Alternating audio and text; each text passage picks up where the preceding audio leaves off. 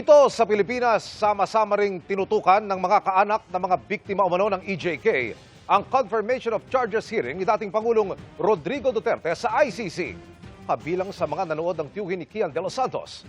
Mula sa Maynila, nakatutok live si Jonathan Andal. Jonathan. Yes, Emil, mangyak-ngyak yung ilan sa mga kamag-anak ng sinasabing EJK o extrajudicial killing victims na sabay-sabay pong pinanonood ngayon yung pre-trial hearing sa ICC. Dito po yan sa Maynila.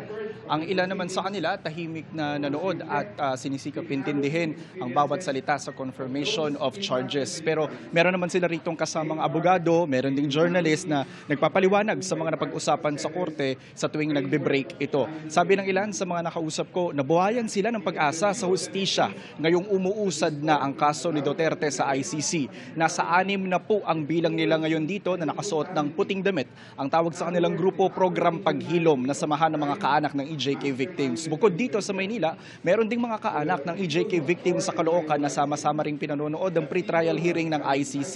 Naroon nanonood ang tiyuhin ni Kian de los Santos. Dito sa Maynila, ramdam pa rin ang galit ng ilan kay dating Pangulong Duterte. Nakausap ko rito si Nanette Castillo, namatayan ng anak noong 2017 na binaril daw noon ng riding in tandem sa Tondo. Sabi niya hindi man nila nakita ngayon si Duterte sa pre-trial hearing, nasasabik siya sa simula ng pagkamit nila ng hustisya. Narito ang kanilang mga pahayag. Very excited po kami. Hindi lang ako, pati yung mga iba pa pong nanay na kasama ko ngayon. No?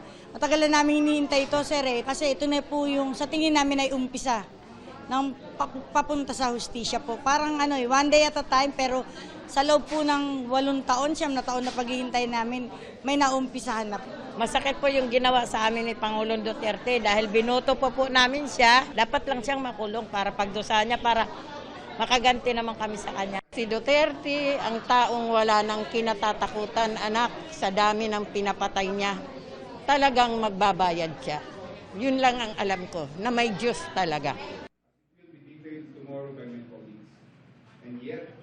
Emil, sa mga oras ito, kung nakikita mo sa likod ko, nag-resume na ulit yung pre-trial hearing sa ICC at nakatutok na ulit yung mga kaanak ng EJK victims doon sa TV na pinakikinggan yung mga sinasabi doon. Nasaan natin yung pagdating dito ni Father Flavie Villanueva, yung president and founder nitong grupong Project Paghilom. Yung munang latest mula rito sa Maynila. Balik sa iyo, Emil. Maraming salamat, Jonathan Andal.